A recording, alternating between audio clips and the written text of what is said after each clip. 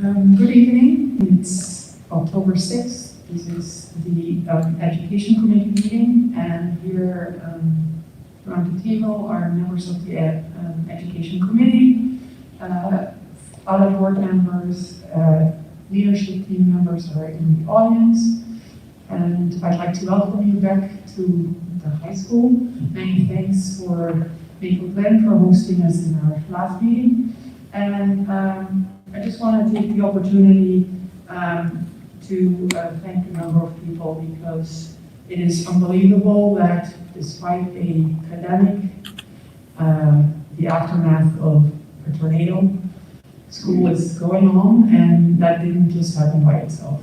It is an enormous amount of work that was done by many, and throughout the district, teachers, staff, leadership, team members, and community members, everybody pitched in to move students and classrooms across the district so that school can go on.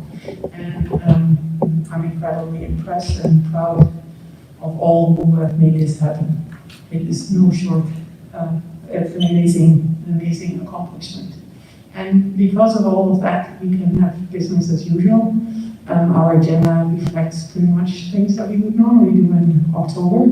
So that's another testament to the incredible resilience of the district. And many thanks to all who made that happen.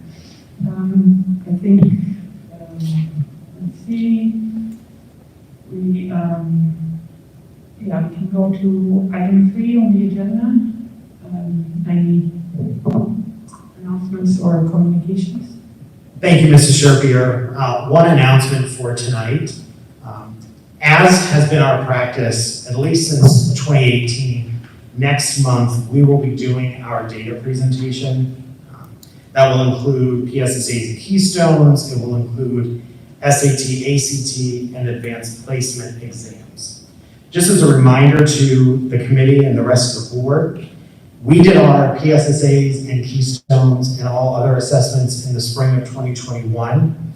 Because of the diversity, the geographic diversity of our state, districts were given until the 30th of September to give those assessments. Therefore, at this time, the scores are not certified. We have our preliminary scores back. Once they're certified, and once we have the other relevant data to share with you, i.e. how did we compare to our peer districts, how did we fare in the county and the state, we'll be able to do that presentation. We anticipate being able to do that in November. If for some reason we're not able to do it in November, if we don't have all of the data back, we will still give you a summary of that data, and then we'll do a more in-depth presentation when all the ancillary data is ready. Thank you, Dr. Yami. Then we can take a look at the minutes. Did members of the committee have a chance to review the minutes from the September 13th meeting? Yeah. All right. Are you okay to move them on to the legislative? Yes. All right. Good. Okay. We'll move those on. Then it's time for our presentations, one on comprehensive and strategic planning, and then the second one on curriculum review and the K12 Writing framework. Dr. Yami, I think you're taking the first one, right? Thank you, Mrs. Sherpier. I'm actually going to sit for this presentation. It's not very lengthy. I just wanted to update the committee and the board and the folks watching the meeting or who will watch the meeting about the 2 upcoming processes that we have. The title of this presentation is called 2 Processes but 1 Focus, and that's continuous improvement for our district. The state, the Pennsylvania Department of Education, requires that every district completes a comprehensive plan. Over the years, the state has taken that process and it has really watered that process down. It used to be a rather robust planning process. It's now some checkboxes and gathering some input from stakeholders. When I came in 2018, one of the things that the board asked me to do was to work with stakeholders to develop a set of action plans to operationalize our comprehensive plan. So again, the comprehensive plan is required by the Department of Ed. There's a prescribed number and type of stakeholder groups that we need to have, and it's analysis of systems. So what systems do we have in place to make sure that our kids are performing at the highest levels possible? We then are going to take that comprehensive plan, which will in part inform our strategic action planning process, which is a local process, and it will actually allow us to put out or to work with community members and staff on real action plans with benchmarks and deliverables that we will be able to meet moving forward. The comprehensive planning process, again, this is the process that is mandated by the Department of Education. There is a steering committee that we need to create, and it has a specific number and type of stakeholders, stakeholder groups, as I've said. So the steering committee must be comprised of 3 school directors, 2 parents and guardians, 2 community members, 2 business leaders, 6 teachers, and 6 administrators. And we'll seek approval of that committee at the October legislative meeting. The reason that we take this one step farther and go into real strategic action planning is because the comprehensive plan, while it does touch curriculum instruction, teacher induction, gifted education, and special education, it does not at all take into account budget and finance, facilities and operations, or labor relations. And every district, or every decision that we make in the district needs to always go back to how we're supporting our kids in their classrooms every single day.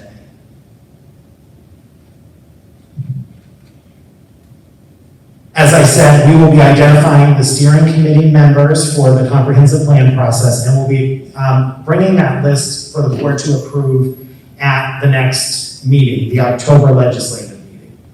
There will be 2 steering committee meetings. They'll be held, that small group will be held twice. The plan will go out on public display, and then will be submitted to the Department of Education. And with the submission to the Department of Education, that means that we're in compliance with the comprehensive planning process for the next 3 years. There's an intersection, though, where comprehensive planning and our local process meet. So as I said before, the comprehensive plan helps inform the teaching and learning section of our strategic action plan, and it really helps us operationalize that plan. We will be doing a call for volunteers in the coming weeks. The last time we did strategic action planning, we had 63 community members that were part of the process. So we will be doing a call for volunteers. And we're going to have a cross-section of our community. And in 2018, we did not include students in the process. We are going to be including a number of students this time to give students some voice into the plans that we will develop as part of our comprehensive plan. Now, when we say we're going to give students a voice, not every single student can obviously be part of an actual meeting. So we're actually going to be surveying our students, doing a local survey to gain their perceptions of school. So we're going to be doing that to make sure that we get a good understanding of how kids perceive school and what they think are the most important things that happen in school and what are the most important things that they think should happen in school. Because we're going to be surveying students this way, and we'll be doing another survey later in the year focusing on our school climate, we're going to, there's an analogy that to have a garden grow, you have to do some weeding. So we're not going to be doing some of the other surveys like the PACE surveys and some of the other things that we've been asked to do in the past. And instead, we're going to really focus on student voice to make sure that they have an active role in this process. When we do our call for volunteers, we will also be asking folks to indicate which areas of focus they might want to participate in for small group meetings. So we have teaching, learning, and innovation. Last time we had teaching and learning and technology as separate groups, and what we found was there was a tremendous amount of overlap, so we're going to bring that group together. We may, inside that subcommittee, have a breakout into smaller groups, but we'll have teaching, learning, and innovation together. We'll have stakeholder engagement, and stakeholder engagement includes not just internal stakeholders, but external stakeholders as well. Human resources and labor relations, and then finances, facilities, and operations, because finance, facilities, and operations, they're also intertwined as well. We'll be having a stakeholder meeting, subcommittee meetings, another stakeholder meeting, and then approval of plans. So the call for volunteers will go out sometime in early November, and we will actually start this process in December with our student survey and also a parent, guardian, and family survey to get some insights into into the current plans that we have in place and where we might go with some new plans.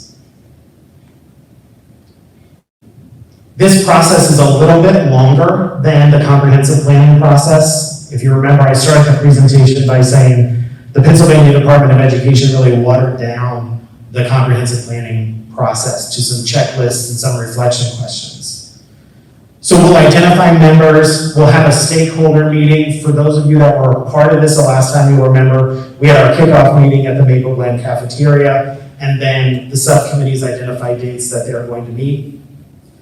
We'll have, after each subcommittee does work throughout the spring, we'll come back together and we'll have another stakeholder meeting where each subcommittee can share the information that they worked on in their small groups. We'll then actually put these out for community input or public comment. And while these plans don't need to be board approved and don't need to go to the Department of Education, we will still have them approved by the board because it's our strategic action plans that guide my superintendent goals, which then guide our leadership team goals and our building and department goals. So this is a pretty extensive process, and you'll be hearing a lot about it over the next couple of weeks as we gear up to start. One thing that I failed to mention, I mentioned the timing for the strategic action planning process. The comprehensive planning process, we'll be starting that in the next couple of weeks, and the bulk of that work will take place in November and December. It might go into January a little bit, so we might have a little bit of overlap between the two processes, but that won't be a problem as we move forward.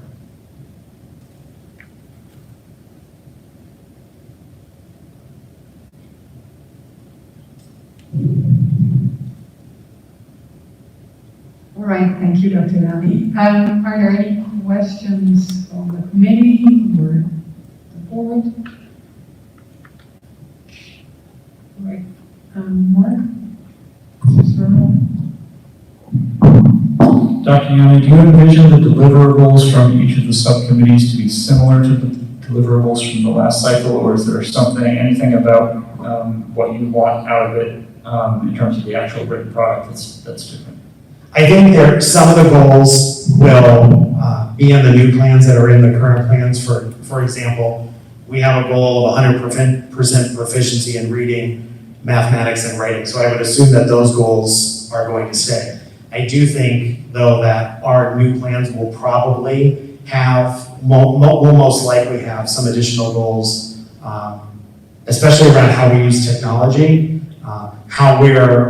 Mr. Hoffman's going to be speaking about the curriculum review cycle, and then also around finance and facilities. Our current plans really talk about making sure that our budget is within the Act 1 index and we maintain compliance with PDE mandates, but I think this next set of plans will go much deeper. But, so just to make sure I understood, the outcome of these committees is goals? Yes, absolutely, absolutely. Yeah, Mr. Womack? And Dr. Young, a question about the student involvement. Do you see that cutting across different ages and grades, and like a spectrum of students, or how do you envision that?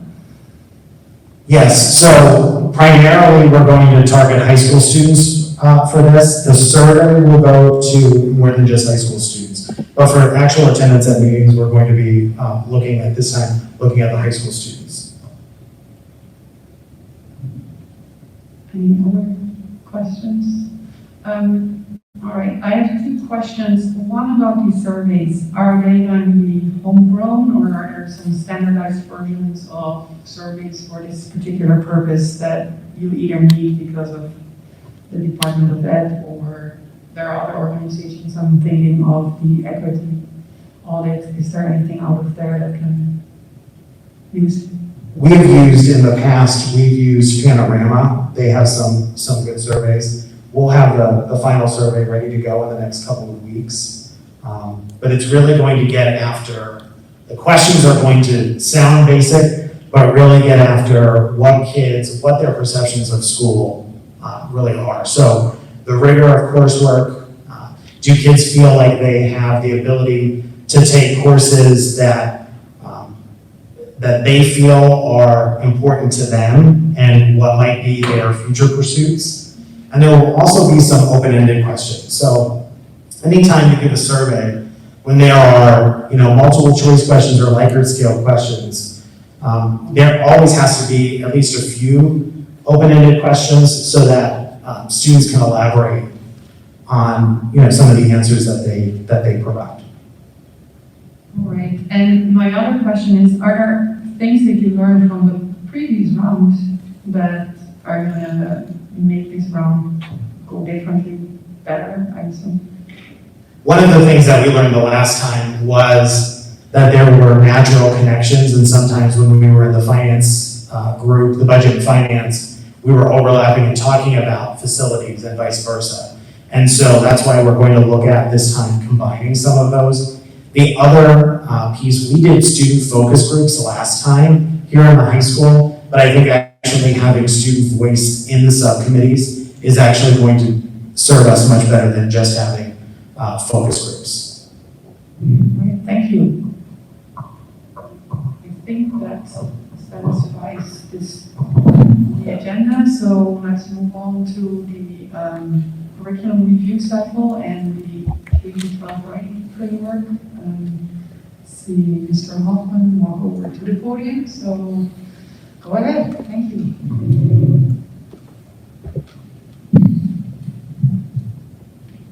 All right, yes, I was not running away, I was coming to the podium. Next slide. As always, we begin with our 4 pillars of practice that guide the work that we do. Next slide. Tonight's agenda includes 3 topics. Look at the teaching and learning website, update on the curriculum review cycle, and an overview of our work with the K12 Writing framework. So we've had some questions over the past few weeks about where some of the information is and how to access some of the information for the Office of Teaching and Learning. So on the main UDSD.org website, if you go to Administration and Teaching and Learning, you'll see a simplified website that has at the very top 3 links of information. The first one says to review grade level and subject specific curriculum. Please click here for the curriculum overview. That curriculum overview tab opens a document that focuses K12 on units of study, topics and titles of courses, and the primary resources and texts that are used in those courses. That obviously is always being updated and revised as curriculum is updated and revised. There's also a link on that page to the Department of Innovation and Technology, which includes a link to all of the technology, the resources, and accompanying programs that we have to support our curriculum. That also is being updated overall. The reason for the disconnect between the technology resources being a separate page from the teaching and learning curriculum overview is that part of our professional learning and our belief in the autonomy of our teachers to best deliver instruction to the students in front of them is that every teacher is not using the exact same resources to support students, technology resources. So one teacher might use Edpuzzle, for example, which allows teachers to create videos and embed reflection and questions and assessments within those videos, whether teacher-created videos or YouTube or other instructional videos. Another teacher might choose to create their own videos and use a Schoology assessment. So we can't tie every one of those technology tools to a specific class or curriculum because each teacher owns what works for his or her students. The third document, and I'll bump up to the second, is the link to the UD communication tool, the steps of communication. Whereas if there's ever a question in what's going on in a classroom, what resource is or is not being used in the classroom, that document will help direct you first to the teacher, then to the principal, the supervisor, etc.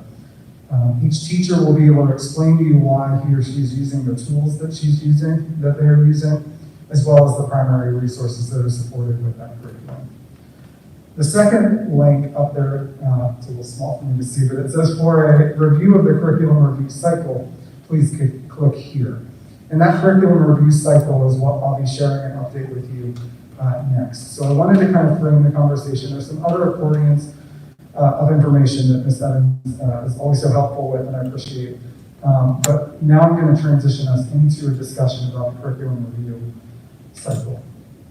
So, as Dr. Yanni said, our work with comprehensive planning and strategic action planning informs and operationalizes teaching and learning in Upper Dublin. The curriculum review cycle is a repeating 5-phase plan for continuous quality improvement of curriculum and instructional practices. It requires us to continually evaluate what is taught and how we teach each subject area. The timeline for the cycle includes both core and elective areas, and it's manageable within the district's human and financial resources, allowing us to review and respond over the district's strategic action plan. When I say that it's manageable when you look at the document. It's manageable in that we're not looking at K5 math and K5 ELA within a year or a similar year of each other. That's not manageable for teachers, for students, for parents, to try to manage all of the things and changes at once. When we talk about the fiscal and human resources, by having a 5-year plan, we're able to project what resources might be getting out of date, might need updating based on standards changes, when the National Science Organization changes standards, when College Board, as you all recently approved the AP biology textbook for us. We can project when those things are going to happen. The other thing that it allows us to do is to slow down the process and understand, again, if it's a curriculum issue, if it's a program issue, or if it's an instructional practice. And what we find by slowing that process down is that we're not as quick to throwing out a program, but we're digging into that program to determine, is it the program? Is it how we're delivering the program? Is it chapter 5 of that resource? And if it's chapter 5, you don't have to throw out the program. You need to figure out how to better implement chapter 5. And so this process allows us to slow that down. This process that you see on the screen was announced and it was my very first Ed committee on September 9th, 2019. And we looked at this process as a different way of doing the curriculum review in previous years. Curriculum Summit for previous years moved to this 5-year cycle. And in September of that year, since September of that year, I'm really proud of what the teachers have done in their careful review, their careful reflection. And I understand that I've not popped this chart back up in any of the education committees over the last few years, but as I've presented much of the work and much of the changes that have happened to our curriculum over the past 3 years, it has been a direct result of this review process. I'm going to make a much better effort at specifying in my presentations direct ties to how the changes and revisions result from the curriculum review cycle. As you can see from this, it's ongoing work. It doesn't mean that in 1 year we look at K5 social studies and then we're done for 5 years. each stage of that cycle has a different purpose, and we'll look at that on the next slide. On the next slide, you'll also see, you can turn to that it says here, updated, can't see the date, updated August 4th of 2020. That update resulted post March of 2020. So we have been making progress over our first year of that cycle. After that, during that summer, we looked at what we were able to achieve, and some departments actually fast-tracked some of the work of where they were. So we looked at that document as a leadership team and revised that on August 2020. But you can see that each year, there's stage 1 through 5 includes evaluation, curriculum development, implementation, revision, review, and monitoring. I do want to take just a few moments to highlight as you look at those stages and see the previous screen. From a programming perspective, in these past 3 years, we've piloted, expanded, and fully implemented a new K-5 ELA F&P program, F&P classroom. We've piloted, expanded, and fully implemented illustrative math for grades 6 through Algebra 1. We've incorporated content from 7th grade critical reading into our 4 core areas, which amounted to an additional marking period of instruction for core areas over the course of a year, an entire marking period. From an instructional resource perspective, another aspect of curriculum review, we've been able to utilize tools in Infinite Campus and eMetric and in other data sources to identify course enrollment trends, to target standards that we were either being very successful with or struggling with, comparing those results to our instructional practices and ensuring that we have instructional resources to match. We've developed internal instructional resources on our LMS to support standards-based instruction, utilizing open source, online resources, and online databases. We had some texts that are very out of date, some very expensive online texts, that through those materials and through this process, we've been able to home grow a lot of these resources that are aligned to our state standards and holding on to the best of what we have. From an instructional delivery perspective, we eliminated the track 3 lowest level courses across all secondary content while learning and implementing best practices for eliminating barriers and providing access to all students. We've incorporated blended learning practices in our courses, and that's a work in progress, which has helped us shift service delivery models in the district while reinforcing what students need at just the right time. Additionally, we're learning of opportunities and resources through this strategic process, that resources that we have like Linkit, our data management system, that we can look at performance and trends over time to begin to create a profile for what types of students are having success in specific courses, which helps us create success profiles in order to prepare students for next steps, to provide appropriate supports and resources for students who aren't there yet, and to be sure that always we're providing access, opportunity, and choice to all students. Part of that presentation in September of 2019 emphasized what's on the bottom of the screen, and that was beginning with stage 2 of our curriculum review through stage 4. We would be conducting an investigation and integrating K12 writing, K12 STEM, and technology into our courses. With the reorganization of teaching and learning this summer, we now have supervisors dedicated to K12 STEM and K12 humanities, and they are creating strong alignment in our instructional programs. Ms. Brina Vandergrift is here today to share with you our plans for K12 writing.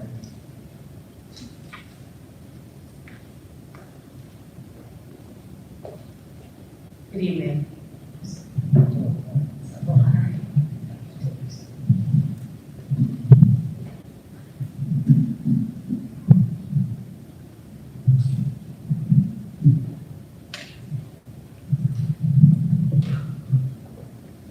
Good evening.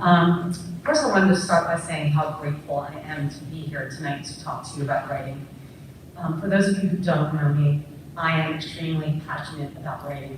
I not only the role that it plays in essential communication skills, but the role that it plays in learning. And I have been, prior to this position, I taught at Sandy Middle School 7th and 8th grade for 17 years. And then I was at the high school teaching 9 through 12. for another 12. And during that time, I've been involved in numerous writing revisions, writing focus, and we've done and are still doing a lot of great things around writing and a lot of great work around it. But even the teachers and the teaching and learning office, all of us believe that we can always do better. And that's what I'm here to speak to you about tonight. I want to begin though, even though the focus is going to be on the framework itself, I would be remiss if I didn't also point out that this is not just about the writing framework. It is about changing the culture of writing. And that means if we're going to do that, it has to happen outside the ELA classroom. And it is. But we want to provide the training, we want to provide the capacity, or build the capacity in teachers and confidence in teachers to help them incorporate and infuse writing into classes, K through 12, in all curricula. And when we say writing, it doesn't mean just an essay. It doesn't mean a research paper. It doesn't mean a TDA or a DBQ. Sorry if I'm confusing you with all the acronyms. I confuse myself sometimes. It's about writing to learn, and there are so many forms to do that. And so throughout this plan, which is a big plan, all of those will be addressed. So let's just first start with the why, and that's, you'll see infused throughout the presentation and the slides. You'll see threaded throughout that it's not just about a framework, but we have to begin with the framework and make sure that we have a solid one of those. But when we ask why do we need a framework? Why do we need to go on this journey? It's because the process of writing leads to thinking and understanding. Writing is a key to learning and understanding. And that can come again in many forms. It develops strong communication skills. It informs teachers where students are. So a simple exit ticket or entrance ticket or reflection allows a teacher to know where a student is. It also allows a teacher or a student to figure out or know where they are. So writing reflectively, the metacognition piece of that, leads to a student understanding where he or she or they are at that point. It helps students to connect to topics. So allowing students to write their thoughts before a class discussion is essential, because often students who might not participate in the class don't participate because they're still processing. I am a slower processor. I need to think things through. I would lose at Jeopardy. And there's no way I would be able to even compete in Jeopardy because I process slowly. If I had that opportunity growing up in the 90s, okay, I'm lying, 80s, I know I would have learned better and I would have been able to participate more. And finally, it builds fluency. So the idea of writing every day, in every class, in every form, even if it's just for 5 or 10 minutes, builds fluency. So that is the why. So then there's the vision, that would be the dream. So at the end of all of this, the scope of writing will extend beyond the ELA classroom. That's number one.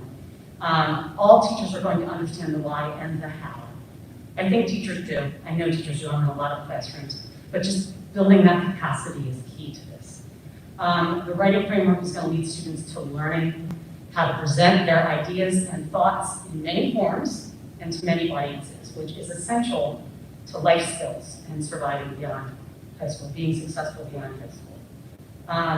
At the end of this, we'd like a district-wide writing process. So for those formal pieces of writing, that writing workshop, that process is happening, and there's a common language that all teachers are using to get there. And finally, there's just going to be a shift in the writing culture. All teachers will have the capacity to infuse writing into their curriculum consistently and meaningfully. So specific long-term goals, this is the important part. This is just the succinct, yes, PA standards alignment, that's the most important thing. Writing for different purposes and audiences.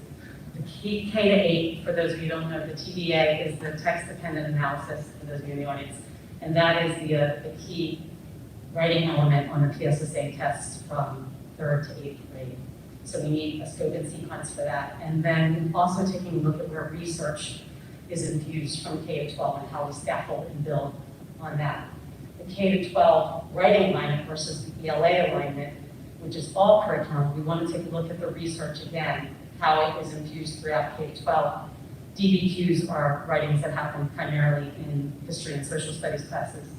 How are we scaffolding that? How are we building to that senior year and those essential skills? And all students knowing how to write for different purposes and different audiences.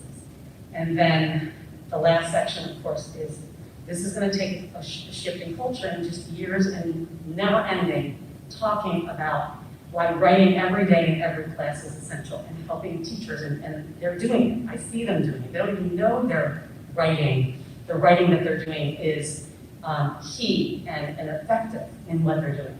But providing them with the resources and the training and the opportunities to learn more and have more ideas on ways to infuse that into their classrooms. So where are we now?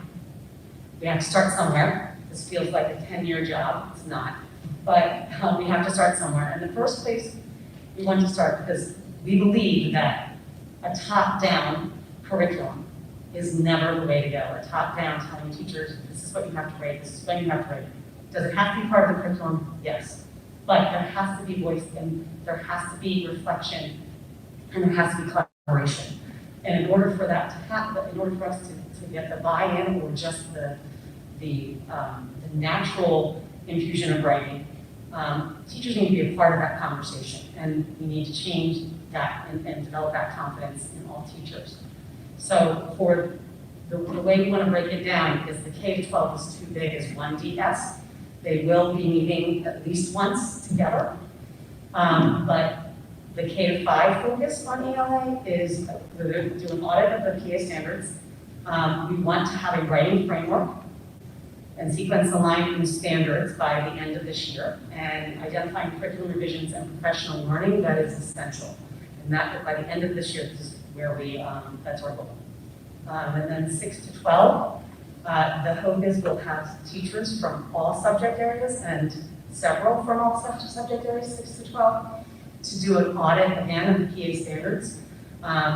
Social studies does have some writing standards, but English, you can use the ELA standards to guide all other subject areas. And then we'll also want to identify curriculum revisions and professional learning needs. And the one piece I think I missed there is common expectations. So we need to have those conversations about what does writing research look like? What does digital literacy look like? What is a writing process? What is the vocabulary that we all know and understand? So we need to come to terms with that before we can move forward.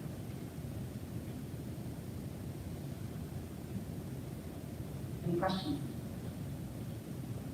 All right, thank you for the presentation. Members of the committee, do you have any questions? I do. All right. Diana. My question is, so writing for a lot of students, especially in special education, can be very challenging. And when you're putting writing into, say, a math class, where maybe a student normally would have success, but now they're hitting these roadblocks. And maybe this is more a question for Dee, I'm not sure. But how are we ensuring that we're meeting the needs of those kids, they're still able to have success in a class like math? Now I'm on my to-do list. Okay. So one of the things that we look at with any kind of lesson or activities, what does that student need and how do they communicate their learning? And one of the things that I am really passionate about is identifying what the barrier is for demonstrating that learning. If it's an assessment, how do we shift an assessment to still get to what students know? And so that's a really important piece that's kind of an aside from this, but in terms of the writing to communicate piece, in a math class, we have found that there can be success. I saw this today as I was doing some walkthroughs with Mr. Schultz, that when a student is looking at a bunch of letters and numbers on a sheet, that can be a little confusing for someone. So when they start to put steps in writing, modeling that writing for step 1, step 2, there's a process to absorbing that content and understanding those directions. When a student then says, here's what I did. I I moved letters to the left and numbers to the right. When they write that, they can explain to the teacher or communicate to the teacher what they did so that the teacher then can give some feedback back to them. I remember when writing across the curriculum came out when I was a student in high school, and it felt like every teacher was, I was writing papers about mathematicians and papers about jazz musicians and papers about it. It was really missing the mark of what writing to communicate and writing to show thinking really could be. So those are areas that we would look at in developing, recognizing that we wouldn't allow any student, but especially a special education student, to not reach success or demonstrate success because of a reading disability or math disability. That's something that we have to really work towards. Thank you. Any other questions? Mr. Sura? Brina, you were clear on where you want this to go, what you want the writing culture to be, and I think that's great. And you described it as a shift in the writing culture. But I don't think you really articulated, can you distill for us, what is the writing culture now? Where are we? We know where we want to go, where are we coming from? That's a great question. So when I talk about a shift in the writing culture, what I mean by that is a consistent writing daily in every classroom. And it's happening, it's just not happening as consistently as it needs to. And I do believe that once we begin to expose the different types of writing, a lot of teachers will say, why already do that? This is already happening, but is it happening often? And just providing the training and the resources and the ideas and the collaboration time to talk about ways to infuse writing daily into classrooms, in all classrooms.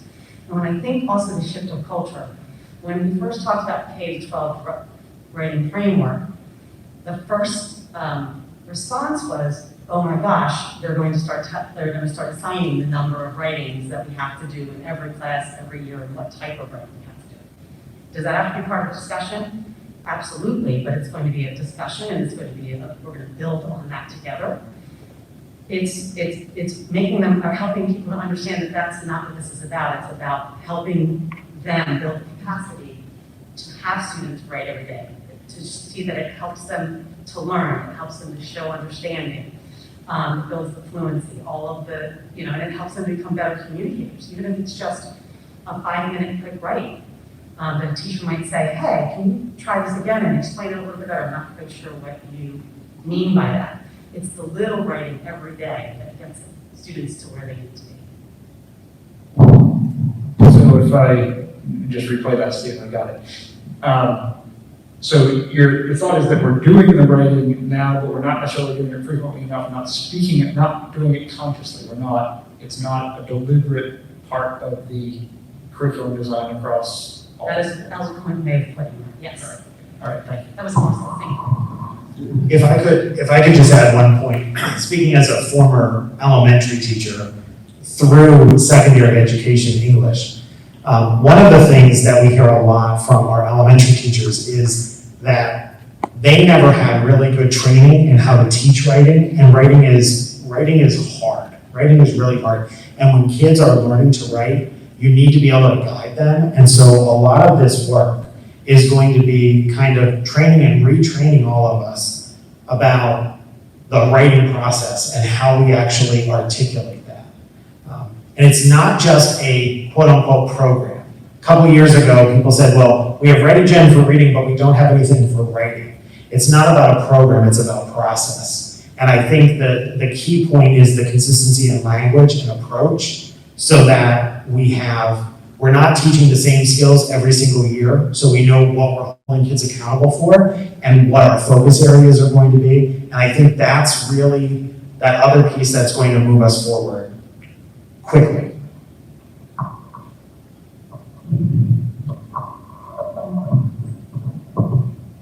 Yeah, Dr. Davis? First, I just want to say thank you for providing the update on the curriculum review cycle and for the writing framework. My question really has to do with beyond the obvious, professional development that will be needed. are there any other resources that you anticipate needing in order to fulfill your vision?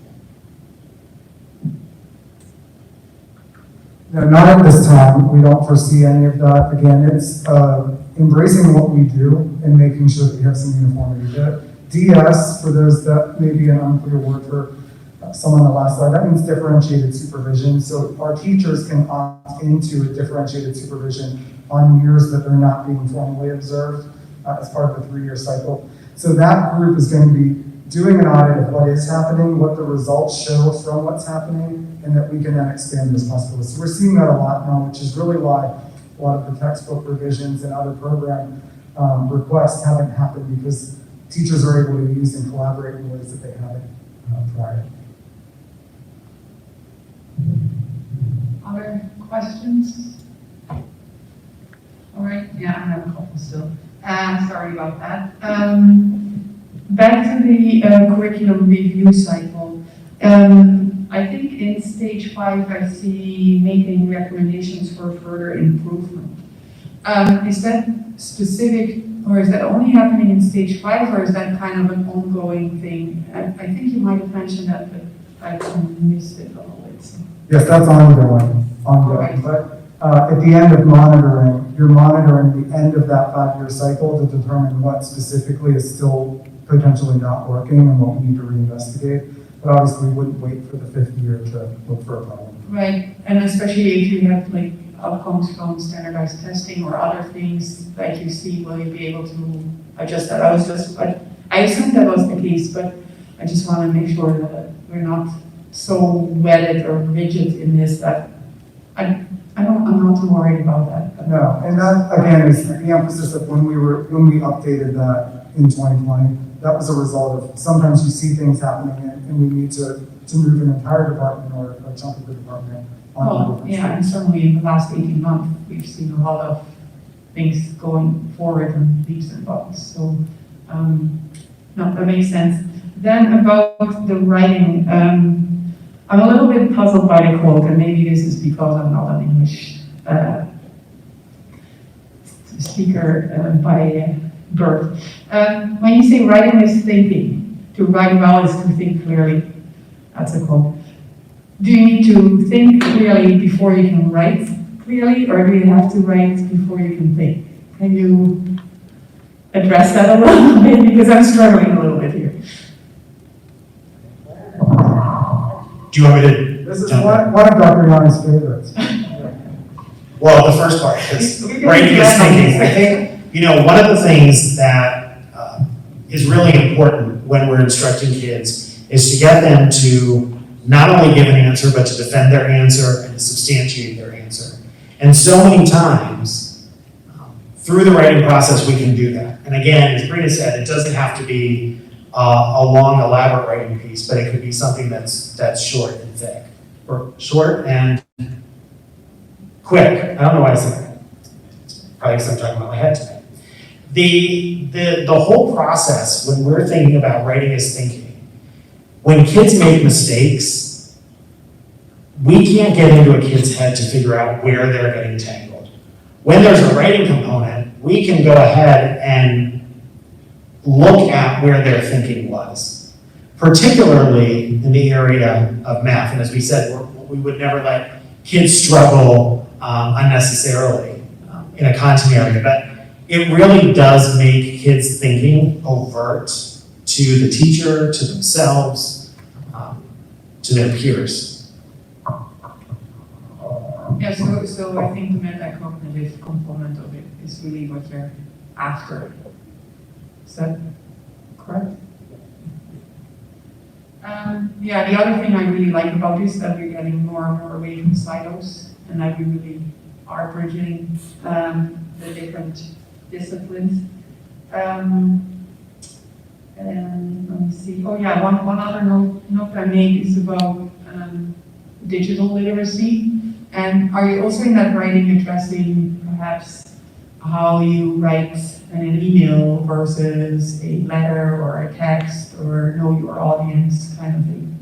Is that part of this writing? So it is currently part of what teachers are teaching. The librarians often lead lessons, especially at the middle school level, on these. So it is evident in throughout the curriculum, but the job of what the goal is of doing this review and creating a clear writing framework is to make sure that it is consistent across the board and it is established and scaffolded throughout. The other piece, how we write in science and how we write in social studies is very, very different than how we write in English class. So the example I like to give is how students write a lab report.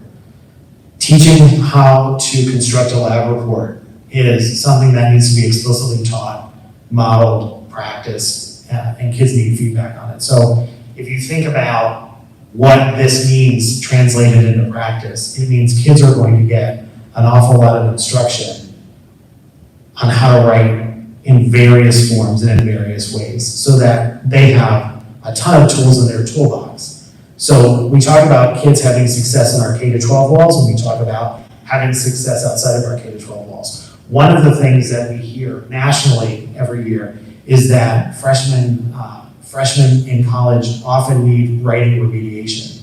We don't want kids leaving Upper Dublin needing writing remediation. So that's another real factor to think about as we're developing the framework and then actually implementing the instruction.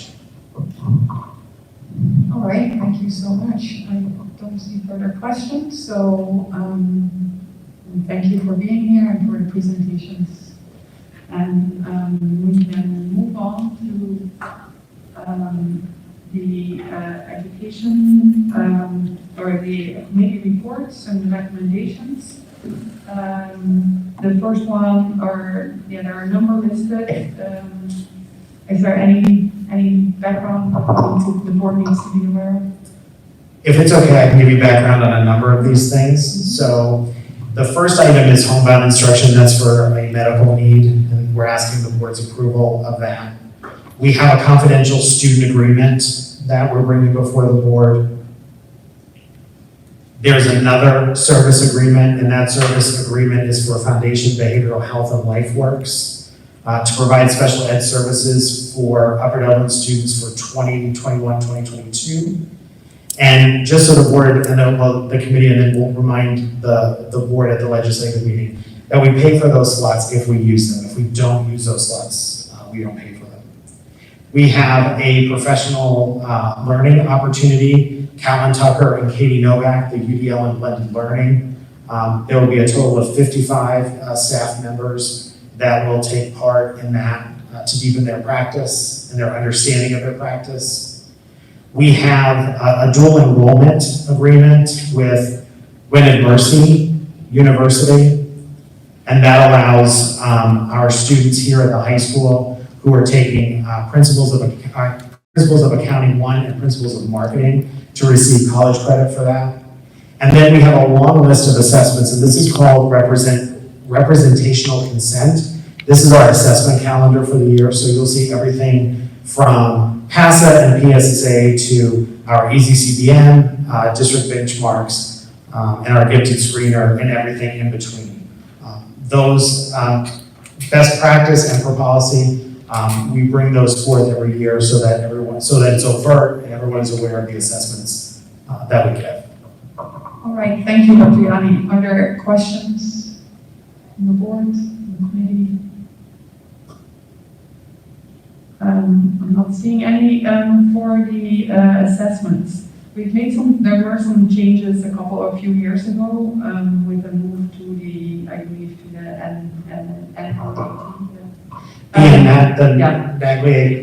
Naglieri nonverbal assessment. That is our gifted screener, and the reason we moved from the COGAT that we were using to the NNAT is it removes language and it also removes cultural bias, so it's a more balanced screener. So, and that was going to be my question. It's by renewing this, you are happy with how well it delivers, and you've seen a benefit. Very happy, very happy. All right, then, are we in agreement to move this to the legislative? Yes. All right, we will do that. Then conferences, anything there? No, and just as a reminder to the committee and the board, administration wouldn't put conferences on the agenda if we didn't deem that they were appropriate. Okay, you want to move that on?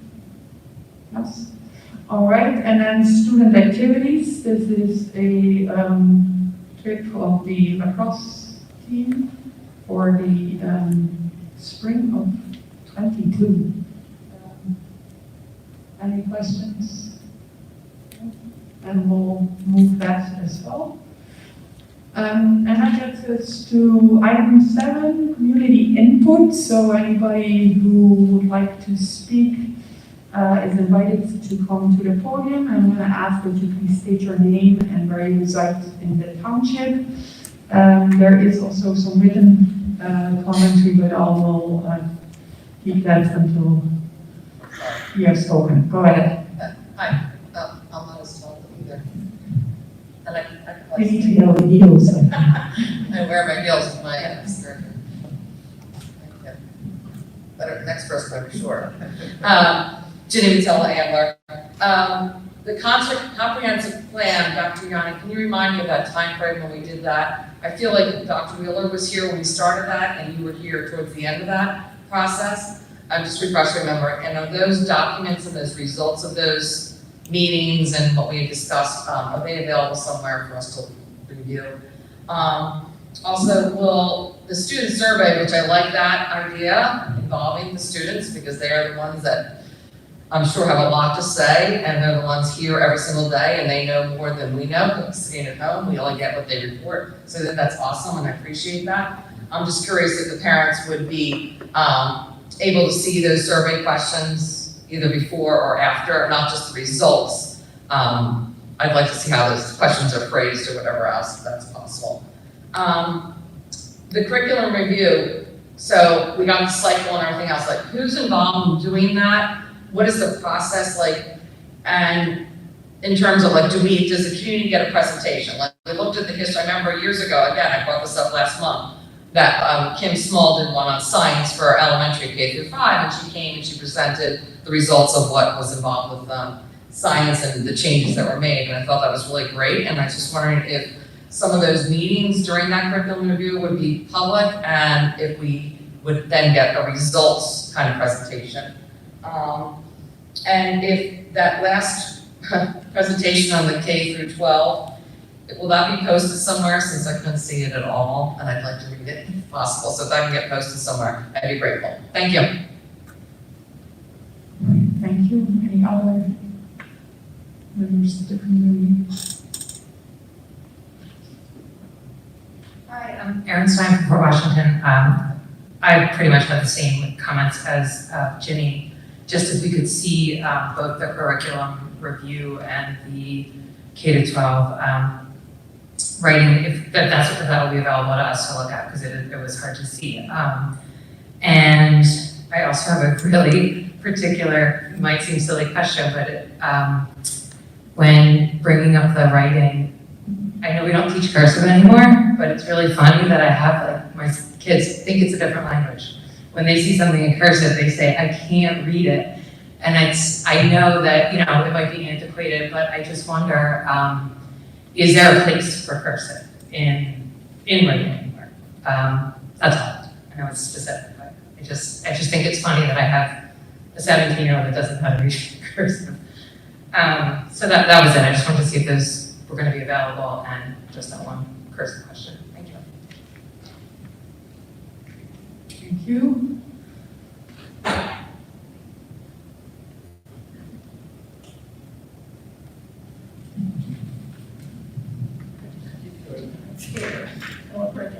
Lisa Burns, Port Washington.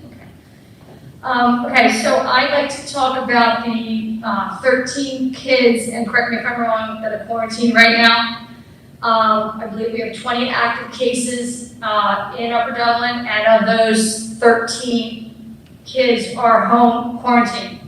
So I need some clarification on our health and safety plan, because we sat here this summer, and I sat here August 23rd, and I asked what the plan was when kids are going to be forced into quarantine. And the answer was it would be on a case-by-case basis. Well, that's fine if it's 1, 2, kids get mono, they deal with their teacher. We have 13 kids right now, and again, correct me if I'm wrong, 13 kids right now, they're home. There's no virtual option, there's asynchronous learning, and they're waiting on the availability of their teacher to get that asynchronous learning. Not getting it the night before, not getting it necessarily 8 o'clock in the morning to talk to parents. It's not like the kids that are in school are starting school at 8 o'clock and getting their schoolwork. So I want to understand how that's equitable for those 13 kids and potentially more. We're only 4 weeks in. What does this mean for the rest of the year? So we need some clarity around that, and we need to figure out, is this how it's just going to happen for the whole year, at 13 and then 15 and then 20? It just doesn't seem like that's the way we should have our health and safety plan set up. And if it needs to be more flexible due to the nature of how things are right now, then let's change that, because everybody's goal, and you said it all, is to keep the kids in school, not force kids out of school. 13 kids today out of school doesn't seem equitable in their learning. I'd also like to know if at some point we could get the total number of kids we've quarantined, and of those kids, since this all started, how many actually have tested positive? Because I know they have to be positive to get back in school. So if none of them is testing positive, then let's talk about what this quarantine really means and what we're doing. That's it. Thank you. Thank you. Any other members of the community? No? Let me read a submitted comment from Francis Graham for Washington. For public meetings, are you going to go back to a Zoom option or some other format where participants can join in rather than emailing questions? Sometimes the audio is hard to hear, and these meetings are at a hard time to attend in person for you. Second item is, with the increase of COVID cases in our school, 12 reported cases in 2 days, are there any additional mitigation efforts being made? I appreciate the privacy of those affected. Are there any trends that could be shared? With this increase, I'm concerned with how close students sit together, especially at Thomas Fitzwater Elementary School. The current 4th, 5th grade class is one of the largest enrolled classes, and they have been placed in some smaller classrooms and are sitting in rows of 3. While not ideal, could the lower size classes switch with those who have higher numbers so that all students have equal spacing? For the short term, I'm hopeful that some alternate solutions can be found for spacing. And then number 3, could we get more specific information as to what is happening at Fort Washington Elementary School? Each of the last 2 updates indicated we would have information in the next few weeks. Immediately following the storm, the announcement sounded hopeful about return until we received the news that it would now be January reopened, or be a January reopened. As you know, this disruption is significant to the kids, along with families trying to navigate forward. More information about what is exactly taking so long would be helpful. And that's the end of this input. Seeing no other people, I'd like to close community input and would like to invite Dr. Yanni to respond, and then any board members as well. I'll respond to a couple things, and I know Mr. Hoffman will probably respond to a couple things as well. So the comprehensive plan timeline, it was submitted during my first year here by November, but yes, that process was finishing up as I was appointed. So that plan, we would have had to do that plan last year, but the state gave dispensation for a year because of COVID. So it's I don't want to say delayed because we didn't do anything to delay it. It's just the nature of what has happened. At the October legislative meeting, we'll be presenting the results of the progress that we've made and where there still are growing pains or parts of the plan where we need to accelerate some work to make sure we meet those goals. I don't recall the number of the policy right now, but we do have a policy, and I believe it's in the 200 section that says that I think it's 2 weeks ahead of the survey, families would be notified, and you can see the questions on the survey. The curriculum review, I'll let Mr. Hoffman in a minute speak a little bit more to it, but the curriculum review is largely an internal process, and it would involve all or nearly all of the teachers in a given department. So for example, high school social studies, when they're in curriculum review, it's the entire social studies department, or just about the entire social studies department. When we were looking at Fountains and Pinella Classroom, even before we were looking at that, when we were doing the curriculum work that needed to be done, I think we had a total of 35 or 36 elementary teachers working on that. So there's a large number of people that are involved in that. Yes, and we're looking at, that team is looking at every aspect, whether it's student performance data, national data, local programs of study, national programs of study, et cetera, to bring all of those voices in. In terms of the presentations that Ms. Small did, she also did a presentation for me last year on the changes that were happening as a result of the curriculum review. So she was here, it was the presentation. Ms. Fantini came and spoke for the changes that we implemented with Robbins Park. We had Ms. Kowalski presenting on ALEX and Illustrative, as well as the mathematics tools. We had Mr. Hayden here talking about the changes to the pathway with computer science. So those presentations have been ongoing and will continue to be ongoing. And again, all of those presentations come out of the work that's happening during curriculum review. And our professional learning days have shifted for teachers to be part of this curriculum review process so that we can identify, depending on what level we're at, who needs professional learning in what areas, what resources can we work together and help one another create, implement, revise. So that's what that professional learning is. So it's been taking a lot of that summer work that used to occur at the bar with curriculum work, but it's adding that kind of reflective process to be ongoing every month, I'd say every day for teachers as we talk about what planning and collaboration looks like. So that's ongoing. It's not something that we're waiting to do and that we do once a year or over the summer or we're waiting on PSSA results. We have a lot of good, meaningful data, and we've got a lot of time that we have to use well and use our resources while we have them. So yes, it is all teachers involved over the course of the year continuously on those professional days. The presentations will be linked to the agenda. Ms. Evans always makes sure that that's done the day after anytime we do a presentation. Cursive is typically introduced or taught at least a little bit in third grade. We'll get some more clarity around that. I'll ask Mr. Hoffman to talk about kids that are quarantined, but I do want to skip ahead to the pre-read comments. So there was a room at Maple Glen where we had a number of cases, in addition to the regular cleaning that's done. And when I say regular cleaning, I mean COVID cleaning. Our cleaning is much different now than it was pre-pandemic. It's spraying down rooms and really making sure that we create the best and safest conditions for kids. That room where we had the number of cases, the filter has been changed. There are MERV 13 filters in that room, and they've been changed, and that room has been cleaned extra. The question about spacing, I think what's difficult for folks to understand is that 3 feet isn't it's not a lot of space. And so yes, when Fort Washington moved into Thomas Fitz, we had some teachers that really had desks too close to one another, and we had them split them up so that we maintain that distance. Because in the classroom and in the school building, if kids are properly masked and they're within 3 feet of someone that is COVID positive, we don't have to quarantine them.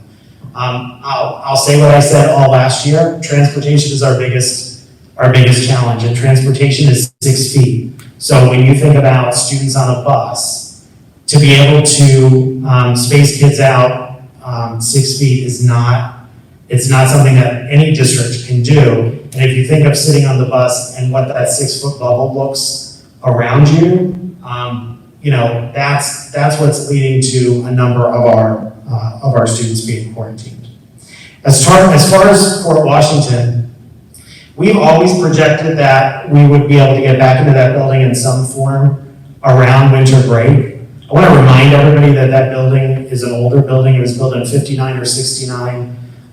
If you've ever renovated an old house, you know that every time you move a wall, there's something else that you find. And so one of the things that we want to avoid, there's a district not far from us that had a sick building because they rushed renovations on a building.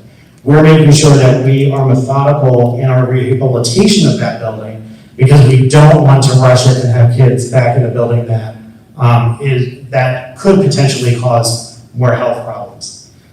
We will share a timeline as soon as we receive one. Mr. Leckman and I, Mr. Lester, we meet every day with contractors in our insurance company. And the reason we haven't put out an exact timeline, quite frankly, is because we haven't yet received one.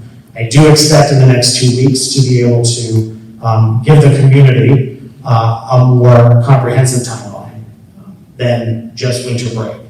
But I also want to go on record to remind folks that we have supply chain issues and work shortages all over the country. So there are going to be a number of things that I'm sure that we're going to have to continue to be flexible with. Regarding quarantine instruction for students, the 3 pieces of information that we're working with, and so so principals are notified or get the information. They notify the families along with their staff. The principals then notify the teachers. As we've been hearing some of those communications happening, we get notice sometimes 10:30 at night and are trying to make those communications at that point. So communication gets to the teachers. The teachers then have 3 pieces of information that they need to communicate. First, what is the work that I need to do? And I'll elaborate on that. What is the work that I need to do? Where do I get this information? And what do I do for help? What do I do for support? And those 3 pieces of information are meant to not just cause busy work of any sort or independent work of any sort, but what we're seeing from a K12 perspective is that there are varying needs of families in terms of the supports that are necessary to implement that plan. And so we've seen a variety of that being, here are the activities we do want to remind people when we look at things like First in Math as a resource. People say, it seems like we're just being put on a math game for the day to replace math instruction. It's not a math game, and it's a piece of the math instruction that is occurring in every classroom as one of the stations that are occurring. Zern has videos that teachers are using to flip some of that instruction. And so we've talked about in previous meetings some of that flipped instruction that occurs. What I do for support, some of our teachers are meeting with students before the day begins, during the day, after the day, on their own times, prep times, collaboration times, office hours, ARP, to review lessons, teach lessons. Again, some of these close contacts and quarantines that we're being asked about are happening in 1 or 2 classrooms right now. So that teacher is trying to differentiate for parents that are potentially needing more structure or less structure. We have one family saying the work needs to wait until we get home. We have another family that's saying they're home all day, need to be engaged. And so we're trying to meet the needs of those families as quickly and efficiently as possible. Again, with the what do I need to do? How do I get this info? What do I do for support? All under the aspect of we don't want students to feel behind, to get behind, and we don't want students when they return to feel that they're behind. And so the teachers are making very intentional choices to keep students engaged and to ensure that when they return, they are ready to work with the students where they are at that point.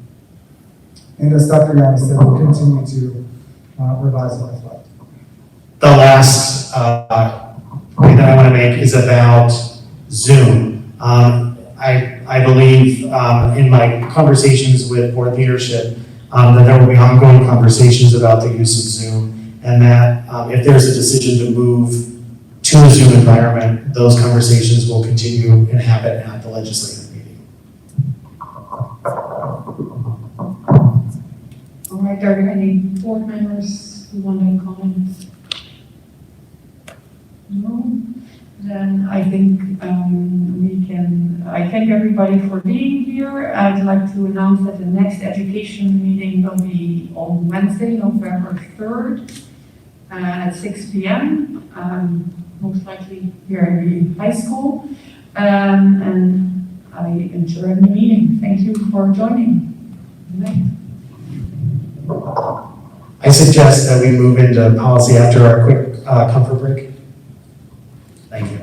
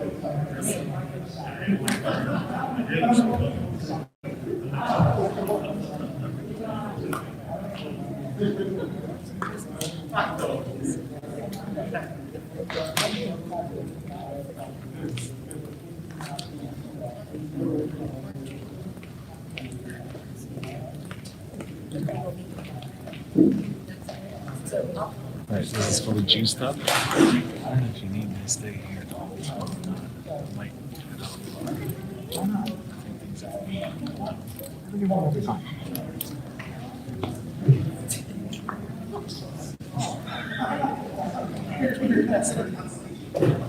So I put the invite, I don't know how long it's gonna take, for an hour. If I'm not here, I get started and then I'll answer you guys because this is gonna be in the studio. Yeah. John Corey is gonna be there. Okay. He's available. I texted him, he said he actually was. Right?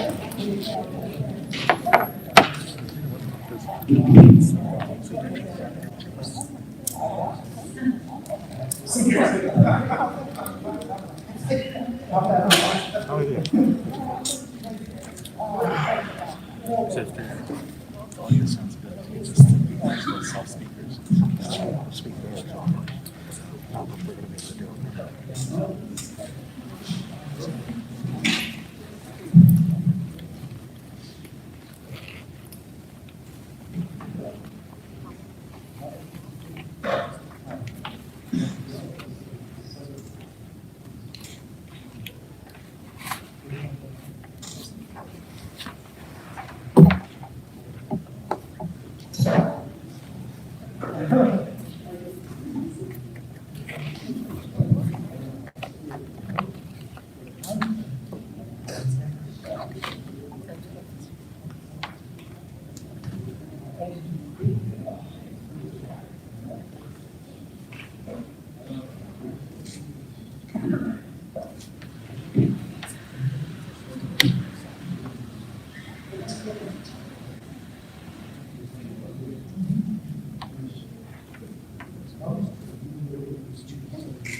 All right, good evening, everyone. I'm going to call to order the meeting of the Policy Committee for October the 6th, 2021.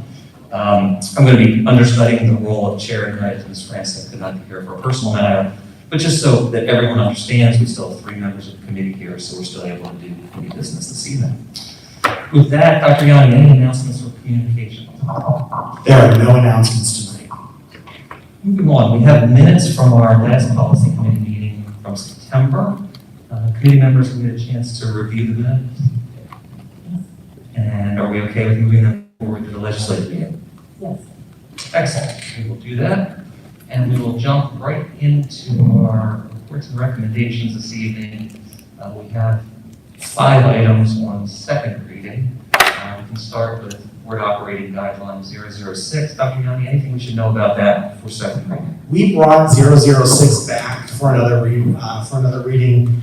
We had made a change, so if you look on page 4 of 9, there was some confusing language in the Board Operating Guideline about recessing the meeting and adjourning the meeting. So that was really the crux of why we had to bring this back for another reading, because we cleaned up that language. Other than that, there are no other substantive changes that we've made since the last meeting. Any questions or comments from the committee? From the board? Okay, members of the committee, are we okay to move 006 to the legislative agenda? Yes. Excellent. Next, we will move to policy 117, homebound instruction. Dr. Yanni, anything there? The most significant change, the way the policy was written previously, we said homebound instruction was meant to maintain student skills. After a discussion we had at this table last month, we decided that we would change that phrase and talk about moving student skills forward. So if you look on the first page of the policy, under guidelines, number 1, homebound instruction shall be designed to be responsive to students' needs to ensure that students' academic skill development continues. Just as a reminder, although this was written here the last time, we said we wanted it to be responsive to students' needs because when a student needs homebound instruction, the needs do vary, and so we want to make sure that we customize the homebound instruction as appropriate for kids. Members of the committee, any questions or comments? I'm happy with that change that now says, since students' academic skill development continues, that does resolve the concern I expressed last month. I'd like to recommend a non-substantive change to bullet number 3 at the bottom. That says number of hours of instruction per week shall be set by state guidelines. None of that shall follow state guidelines or adhere to state guidelines.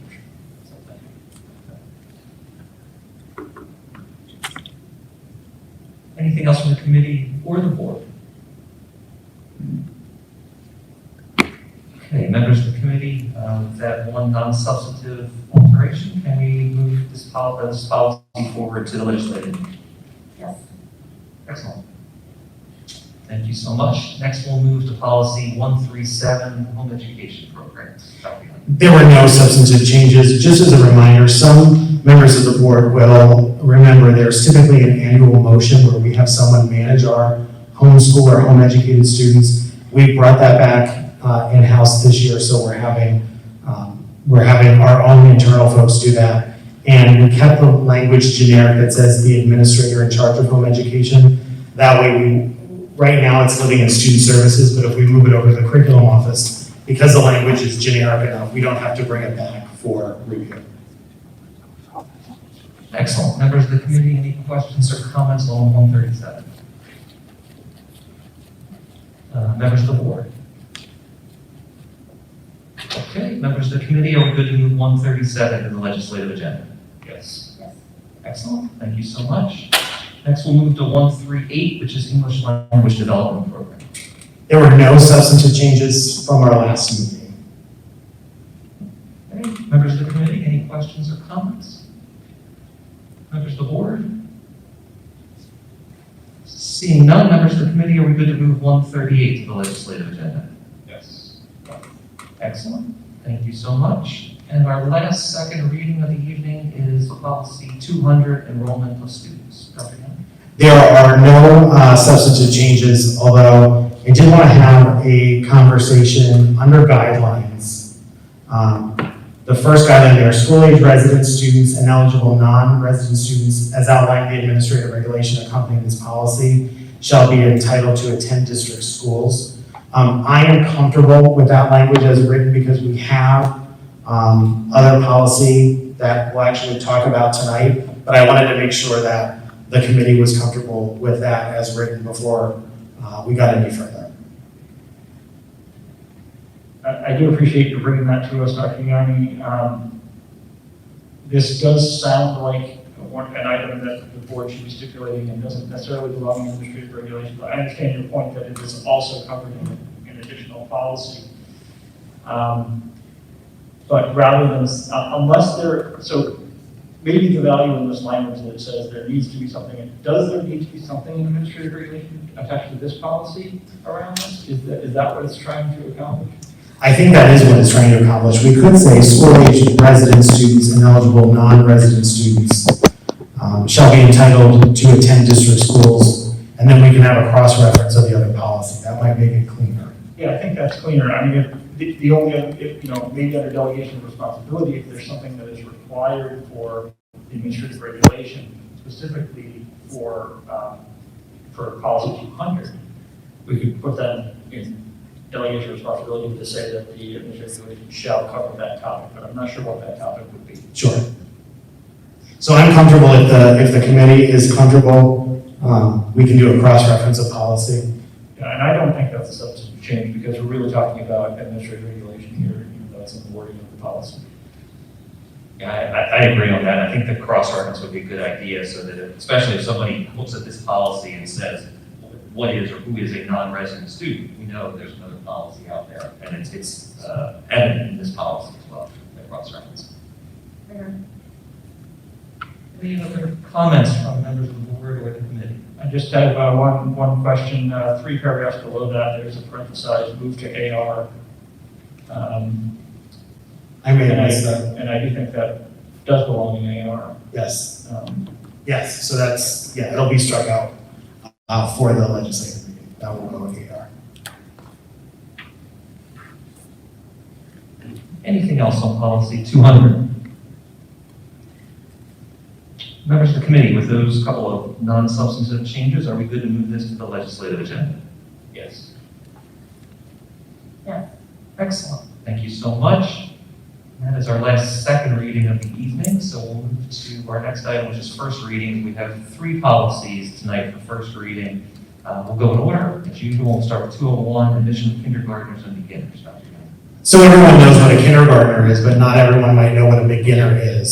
So we added a definition of beginner. So for the purpose of this policy, beginner shall mean a child entering first grade in the district, but not a student transferring into the district who is already in first grade in another school. And believe it or not, that is the definition from the Department of Education. So I had to read it a couple times, and maybe it was late at night when I was working on this, but that is the definition of a beginner. I was waiting for Mr. Sirota to wordsmith that a little bit. I was already aware of that definition, and yeah, it's always a favorite. Any questions or comments from the committee or the board? I will say as an aside, sometimes there is this fear. It's a what if fear. So student misses our kindergarten cutoff. They go and they do private kindergarten, and then they come in for first grade. I can tell you since I've been here, I can count on one hand how many times that has happened. That tends to be a fear, but it's not a fear that's realized often. And we do make sure when that happens to keep an eye on those kids because they may need some support along the way just because there's a chronological age and a developmental age. And sometimes they feel a little bit younger than the other kids, but we always make sure that they're well supported. My understanding is if those kids are local, at least we do have relationships with many or most of the area preschools, so we would be aware of that coming to us. Absolutely, and we also have a good relationship with the principals of the private schools around us. And so when we have those students, we always make sure that we collaborate with them with permission of the parents. Excellent. Members of the committee, are we good to move policy 201 for first reading to the legislative agenda? Yes. Yes. Excellent. Next, we'll move to policy 202, which I think is the cross-reference policy we were just talking about, eligibility of non-resident students. Dr. Yanni. There's a number of instances in this policy where we cleaned up some language. We cleaned up the purpose statement, so the purpose of the policy is to articulate the eligibility requirements for non-resident students who desire to attend school in the district.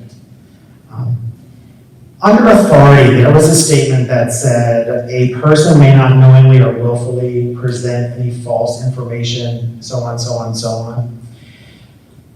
When we talk about policy language, at least in recent policy meetings, it's hard to have policy language that you can't enforce, right? So having that language seemed like it didn't fit because no, we don't want anyone to give us information that may be incorrect, but we don't know that. We don't know that except for the process when students become registered, and we ask for some different documentation to substantiate enrollment.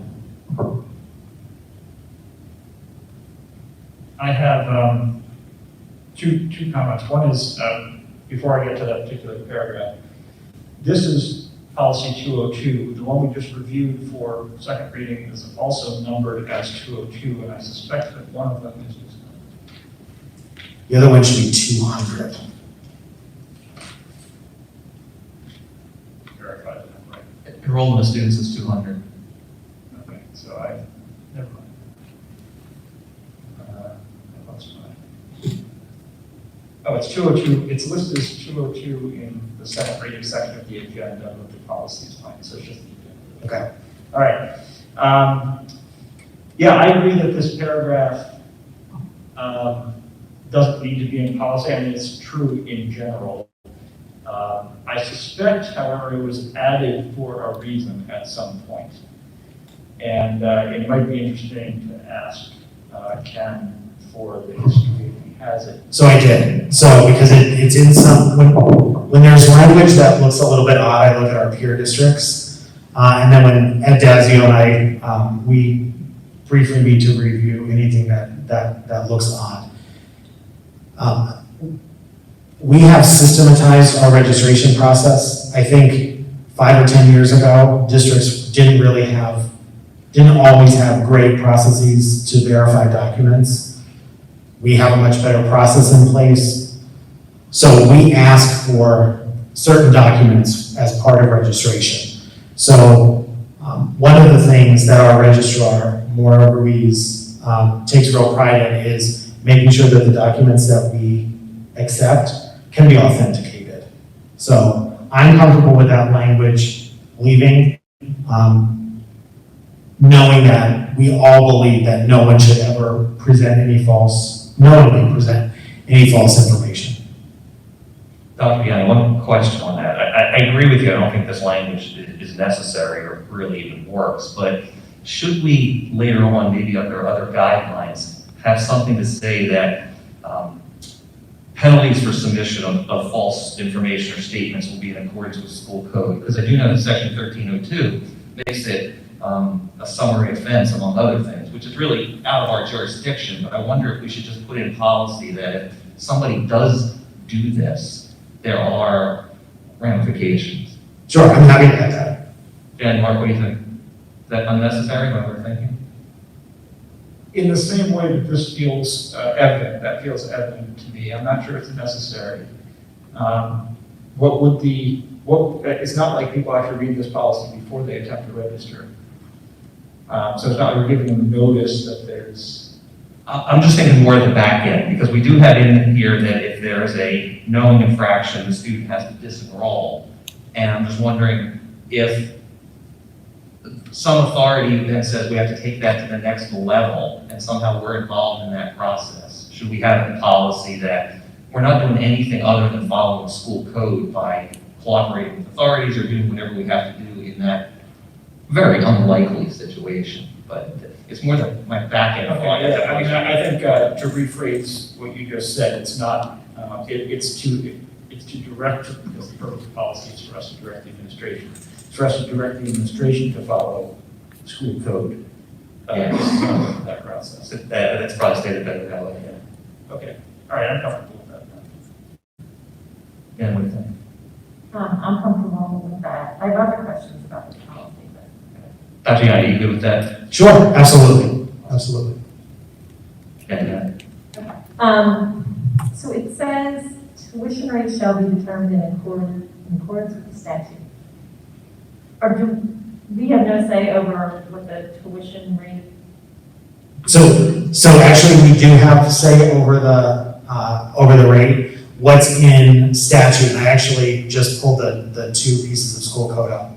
So the one reference, it says basically that the board of school directors of any school district may permit any non-resident pupils to attend a public school in its district upon such terms as it may determine, subject to the provisions of this act. And the act is just about the conditions under which kids can enroll when they're non-resident students. So I guess what I'm getting at, and I don't want to have a policy that only the wealthy people get taken advantage of. So this is saying you can enroll early, or if you leave right for the end of the year, you can say as long as you pay tuition. And that we want that to be equitable, if we want all our policies to be equitable. But I don't know how much control we have and what the state is telling us to do.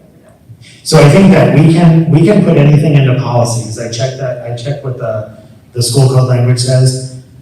We can say that we are going to create criteria to, create conditions that, it might be based upon financial means. Whatever the board wants to do, we can do. There's nothing in statute that says that we can't do that. Each year, we're required by PBE to publish tuition rates, but beyond that, we can make changes to that tuition rate as we see fit. So I would like to see something in there that ensures equitable access to that. I feel like that is another policy. I don't know if there is another policy around it, but it makes sense for there to be one that says not only will we follow the statute, as Dr. Yanni just outlined, but we will apply the statute, or we direct the administration to apply the statute in the following ways. Is this the only place where that would come? I don't think this is the only place where that would come up, is it? So non-resident, it might be the only place. I think it is the only place. Okay, so then maybe this is a place to put that. So I'm happy. First reading, we have some time to figure this out. Right. How about, Mrs. Ina, if I maybe draft some language and I can share with the committee, and then we can wordsmith it maybe in a Google Doc, and then bring it back for a second read? That sounds great. I'm happy to do that. I think that's a great idea, Dr. Yanni. I mean, we do have some provisions in here already talking about classes where tuition is free, and some ability for, I think it's 12th grade students who can apply Finish out the year. So, there's already some of that built in, but I think it's great for us to look at it on a more global scale. Yeah, maybe that just gets pulled into an entire section regarding tuition. How about that, if we do, maybe instead of having tuition in all these different classes, maybe we just have a tuition section? Yeah. Okay.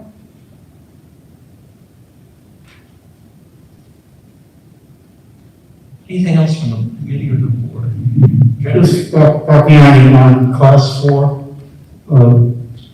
the seniors, 12th grade students that move out to waive tuition, if relief is granted by the superintendent, once you do that relief for one student, are you then setting precedent legally that any student would have to apply? No, it's not been asked of me, but if it would be asked of me, I would bring that to the board's attention so that you know that we waived, or we had a request for a waiver of tuition. Okay. So, but I think your question is, if I could, maybe I'm not understanding your question. If we do it for one student, do we have to do it for every student? So maybe what we have is an in the tuition section that we're going to create you can put in there a waiver in certain conditions of tuition. Yeah, and then that, instead of it being just by precedent, it will be by policy if we choose to make it so. I thought from time to time we've had students that getting close to graduating and moved, and maybe there was just 2 or 3 months left in the school year. And do we have cases like that recently, or? I think it was my first year, we had a senior that moved, it was April or early May. And you waived? Mhm. Okay. I would like to see in that section talking about for tuition, a requirement for notification to the board should have happened.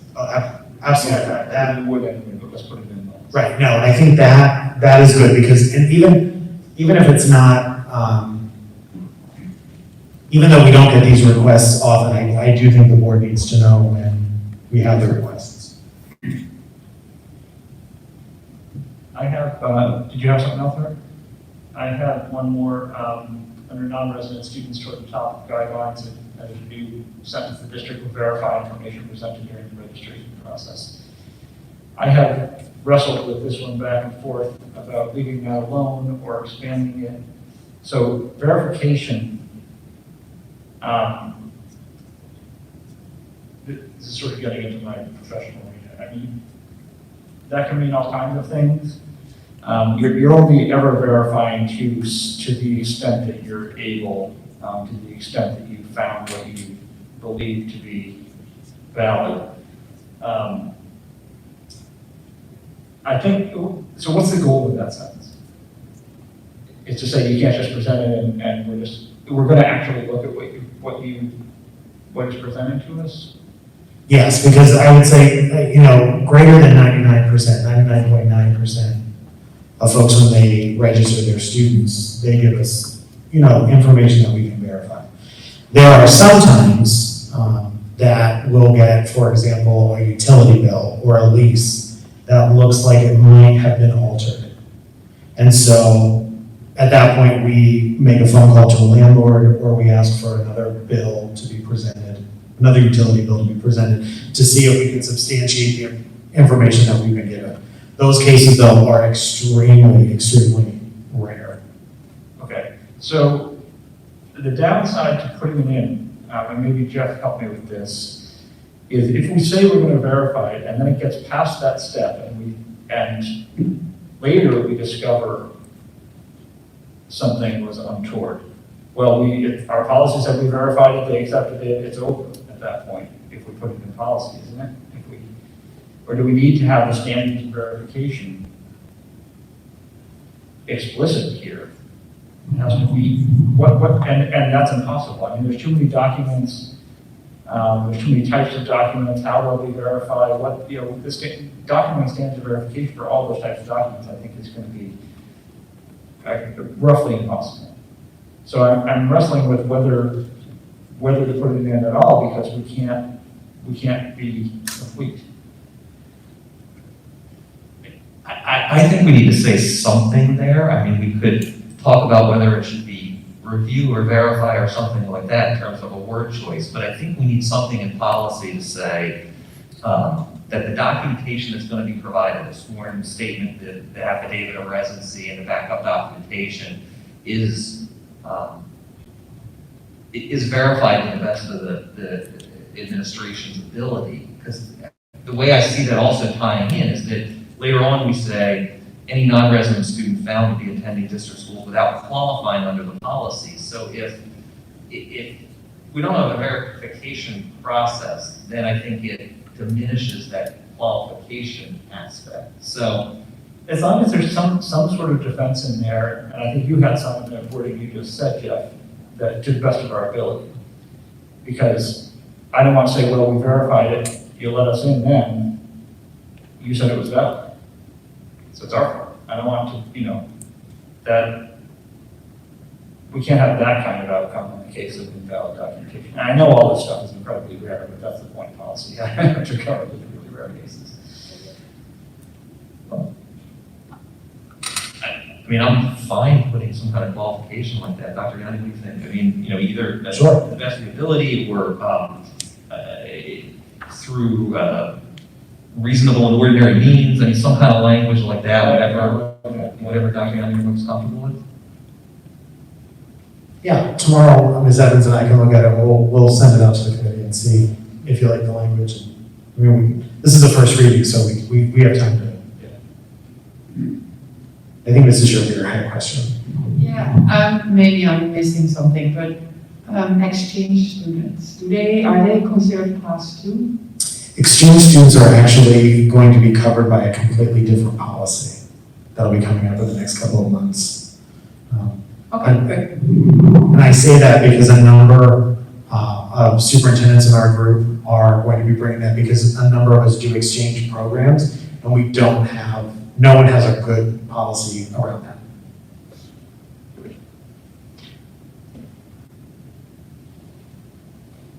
I have one more.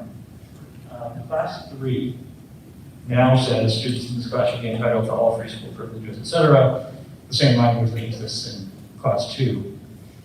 Now these classes are not ours. So I'm wondering why was that missing before? Did that change in the source documents? Why? I'm sorry, could you repeat that last So part? class 3, bottom of the class 3 definition. I don't know what page it is online. It says, now has students in this class should be entitled, which is the same language that appears in class 2. Yes, so it should apply in class 2 and class 3. It was missing in class 3 and accorded should say afforded. I'm sorry, I didn't pick that up, but yes, that language applies in class 2 and class 3. I mean, to me, it makes sense that if we're gonna say it, we have to say it for each class where it's applicable. Yeah, so it was an oversight in the past that no one ever noticed. Right. I think that's right, but yeah, it's a code provision, so if there was a class 3 situation, we would have to follow that Right. anyway per code, so. Yeah.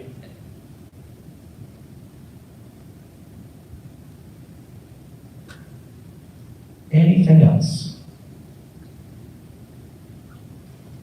Okay, we have a couple, If I could just say one thing, I think what I'd like to do with this policy, I'm thinking of a chart inside the policy that has the classes and what pertains to each class. I think it's going to be cleaner than listing it out because some of the language is listed a couple times. So what I'll do is I'll actually dump this policy into a Google Doc and then we can work on it from there. Okay. to the extent that we are, I mean, that's just kind of reformulating, but if we're adding some tuition language, do we think we should bring this back for another first reading, or? Yeah, I think it's. Yeah, so I think next month it'll be first reading again. And then, So we'll move this to the legislative agenda with the committee's agreement as a first read, knowing it's going to come back for another first read. we can do that, sure. That's fine. Technically, we don't have to put on the agenda as a first read, but since we've talked about it in public, I don't think it hurts to put it on as a first read. We'll just do a second first read next month. Committee members, we good with that? Yes. Awesome. Okay, we have one more for this evening, and it's policy 215, promotion and retention. Dr. Young. This policy, there are not really significant changes to it, but I know I had a email conversation with a committee member earlier today, and we want to make sure that we put some language in the policy around retention, given that we know there's a plethora of research that says retention is not the best and should only be used when as a last resort. Did I capture that correctly? Yes. Okay. Yes, my knowledge is not good. Right. It's just not what you want to do. So before that happens, it would be nice to have something in policy saying, like, we tried everything else. You know, we tried to make reasonable accommodations and maybe some of that is in the AR, is what principals, teachers have to do before they decide to retain somebody, but. I do think it's important to have some of it in policy too, so that we have something to point to.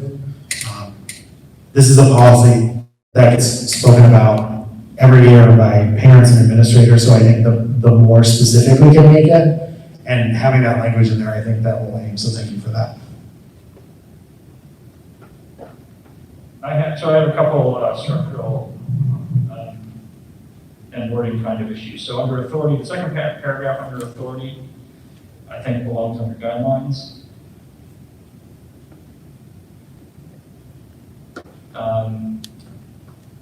There's under guidelines, there are the three new lines at the beginning.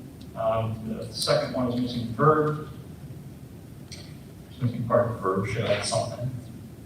Shall provide equitable access to instruction, maybe.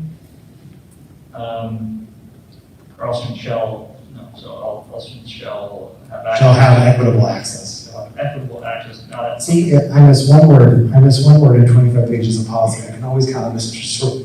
I actually read these, you know. I'm teasing. I'm teasing. I'm not keeping it tally. In terms of policy language, I understand the reason to have these three lines here, but they're not very policy language. So especially the first one, shall maintain high academic standards for students.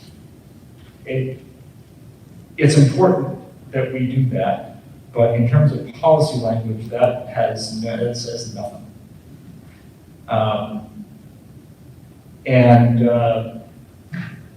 I'm wondering if we can give that a little more structure definition, potentially from elsewhere, because I know we do have other documents that talk about expectations. So we probably have figured this out before, but I'm not sure where that would be. So we have policy, I'm looking here. Our equity policy, which will come up for review in the next couple of months. We have some language in that policy. We also have some language we do have language somewhere else because we did it about a year and a half ago. It's in 106, equitable scheduling and course offerings for students. So why don't I take a look at the language that's there and then we can do a cross-reference. Okay. If that makes sense. Yep. And we have that policy was specifically put in place when we did the detracking work. Okay, right. Just below that, there's new language. The principals and applicable teachers shall meet with parents and guardians, parents/guardians when students being considered for retention. That certainly seems important. Is that actually something that the board is directing, or is that belong in AR? That's a discussion, I think, for the committee. Can I give my 2 cents? I would like it to be in policy because then we can point to it and say, no, this must happen.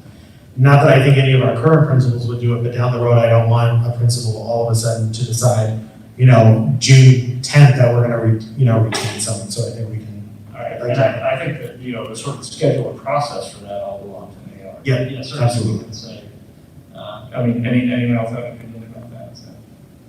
I think it's good to leave it there, especially if we're going to develop additional retention language. I think keeping that policy coalesces good with that. It and the sentence before, I think under delegation of responsibility, we want to explicitly say that the process for retention will be defined in AR. And these must be components of it. The parents and guardians shall have a role to play, and shall have the opportunity to meet with principals and political teachers.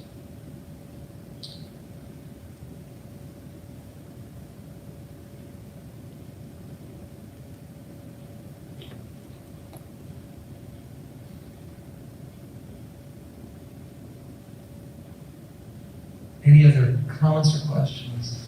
Tisha? Yeah, I just want to understand, is this a policy intended for if the districts recommend retention? What if the parents were to request a retention? Is that covered in this as well, or is that a totally different thing? Parents can request, but per school code, it's the principal that actually has the final decision. So if a parent would request retention, that would fall under our child study teams. It would also, I would imagine, that the principals have, or would point to this policy to let them know that the principal has a final say.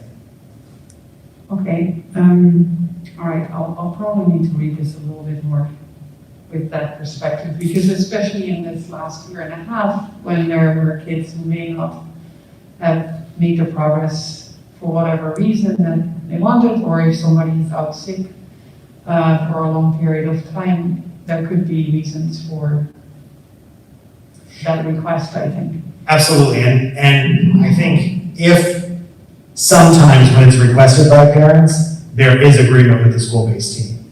I mean, there are, you know, typically it's because of some extenuating circumstance. The board and the committee and the board will remember that this past summer there was, I forget the act right now, but it allowed students with IEPs to receive an additional year if they were going to age out. But we can put some language in our AR that speaks to our child study process that we go through. And maybe this is also for the AR, should there be some sort of a timeline, so it's not the last day of school, but more of a proactive kind of decision? Yeah, we can absolutely put that in there. Typically, I will tell you in my experience that retention decisions are usually talked about in February and March, and it's usually said retention will happen if these conditions aren't, like we're not able to achieve these certain conditions. So it's never, at least currently with our current principals, it's not pushed to the end of the year that it's a surprise. I do think you makes a good point. I'd like to see something here that just mentions that this applies whether it is parent guardian initiated or district initiated. And I do think with the right language in here, we can make sure that a student who needs an IEP or other types of support is not being held back because that wasn't identified. This puts the onus on us to identify those needs. Absolutely, it does. Absolutely.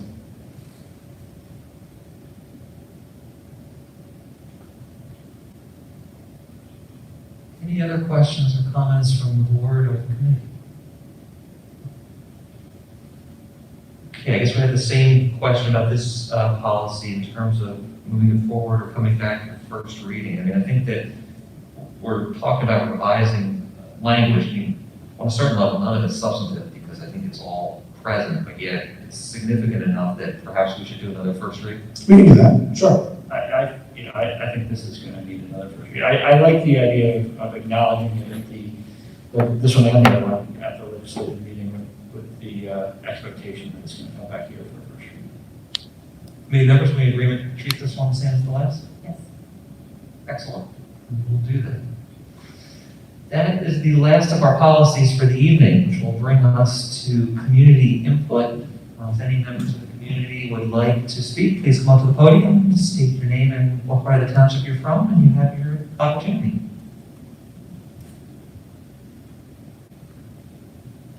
Seeing none, I will close community input. We do have an announcement that the next policy committee meeting will take place on Wednesday, November the 3rd, approximately 7:15 or immediately following the education committee meeting that night. And we're adjourned. Thank you, everyone. Have a great evening.